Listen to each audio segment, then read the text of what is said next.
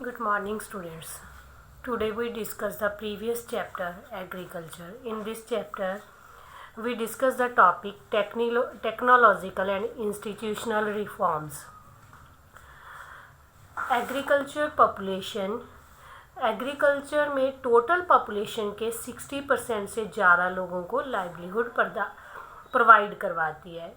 इसमें कुछ अभी इम्प्रूवमेंट करने की ज़रूरत है, या हम कह सकते हैं कि इसमें कुछ अभी रिफॉर्म्स करने की ज़रूरत है।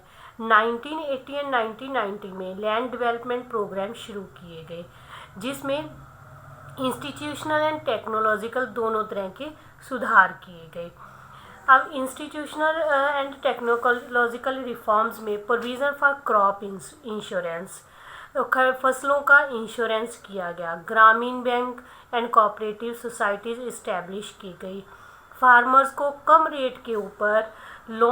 रेट ऑफ इंटरेस्ट के ऊपर लोन फैसिलिटीज़ प्रोवाइड करवाई गई। इसके अलावा Kisan credit card, personal accident insurance scheme are introduced by the government of India for the goodness of farmers. और सबसे बड़ी बात, गवर्नमेंट ने मिनिमम सपोर्ट प्राइस अनाउंस करनी शुरू की ताकि फार्मर्स को मिडल मैन के शोषण से बचाया जा सके। एक्सप्लॉयटेशन मीन्स शोषण। इसके लिए गवर्नमेंट ने अब एग्रीकल्चर को और ज़्यादा आगे लेके जाए और ज़्यादा डेवलप करने के लिए corporation evolution of zamindari system को ख़त्म कर दिया गया। और जो हमारी 5 ईयर प्लान होती हैं उसमें main focus agriculture land reforms के ऊपर दिया गया। इसके बाद हमारा नेक्स्ट टॉपिक स्टार्ट होता है फूड सिक्योरिटी। जैसे कि आप जानते हैं, food is a basic need and each citizen of country should have access to food which provide minimum nutrition level.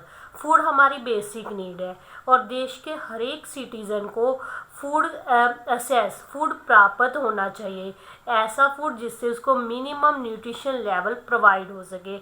अगर देश के सिटीजन्स को मिनिमम न्यूट्रिशन लेवल का फूड उसको प्रोवाइड नहीं हो रहा तो इसको कहा जाता है लैक ऑफ फूड सिक्योरिटी। अब इसको इंश्योर करने के लिए कि सभी को फूड सिक्योरिटी है या नहीं है, गवर्नमेंट ने अपने carefully national food security system को डिज़ाइन किया, जिसमें 2 कंपोनेंट्स आते हैं फूड सिक्योरिटी के अंदर, buffer stock and public distribution system, यानी कि पीडीएस। अब पीडीएस क्या है? PDS is a programme which provide food grain and other necessary commodities means goods at subsidized price in rural and urban areas, जिसमें government ने एक ऐसा programme चलाया जिसमें सभी फूड ग्रेन और अदर नेसेसरी जो ज़रूरत की चीज़ें हैं अर्बन एंड रूरल एरिया में सब्सिडीज प्राइसेस के ऊपर प्रोवाइड करवाई जाती हैं। नेक्स्ट कंपोनेंट है बफर स्टॉक। अब बात आती है what is buffer stock?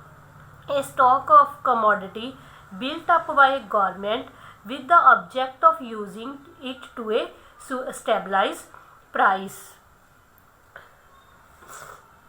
Food security of India is responsible for procuring and stocking food grains, whereas distribution is ensured by public distribution system. FCI procure food grain from the farmers at government announced minimum support price. FCI हमारे देश में जो FCI means food corporation of India, जो सारे food को personal लोगों से purchase करते हैं। और इसके लिए गवर्नमेंट क्या करती है, फार्मर से फूड खरीदने के लिए मिनिमम सपोर्ट प्राइस को अनाउंस करती है। Government use to provide subsidies on agriculture input, और किसानों को जो एग्रीकल्चर में इनपुट चाहिए होते हैं जैसे फर्टिलाइज़र, पावर, वाटर, कम रेट के ऊपर उनको प्रोवाइड करवाई जाती है। These subsidies have not reach unsustainable level and also have large scale inefficient in the use of these inputs. अब each district and block can be made self-sufficient in food grain production, अगर government agriculture infrastructure का सही तरीके से use करे तो block and district level के ऊपर सफिशेंट हुआ जा सकता है। नेक्स्ट हमारा टॉपिक आता है impact of globalisation on agriculture.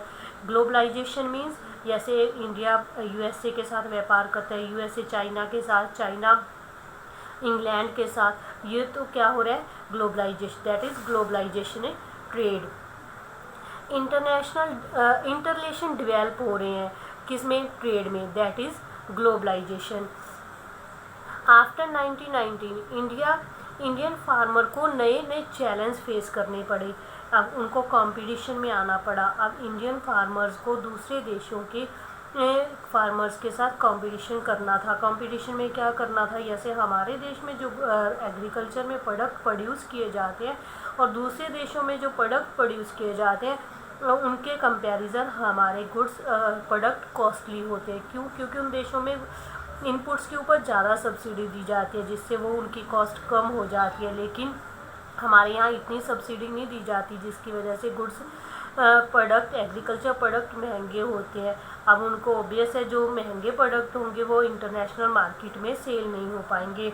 Indian agriculture is on cross road. Indian agriculture क्या है, चौराहे पे आकर खड़ी हो गई। कैसे चौराहे पे आ गई, हमारी पॉपुलेशन दिन ब दिन बढ़ती जा रही है, किसानों की इनकम कम होती जा रही है और जो लैंड साइज ऑब्वियस है पॉपुलेशन बढ़ रही है, फार्मर्स आगे क्या है लैंड का डिस्ट्रीब्यूशन हो रहा है, बांटी जा रही है। जो खेत पहले बड़े थे अब क्या है छोटे छोटे होते जा रहे हैं, जिसकी वजह से हमारी इंडियन एग्रीकल्चर चौराहे पे आकर खड़ी हो गई है। ये क्या पड़ा, ग्लोबलाइजेशन का एग्रीकल्चर के ऊपर प्रभाव। ये था हमारा आज का topic. Please read this topic on the from book on page number 42, 43, 44 and 46. Okay, thank you.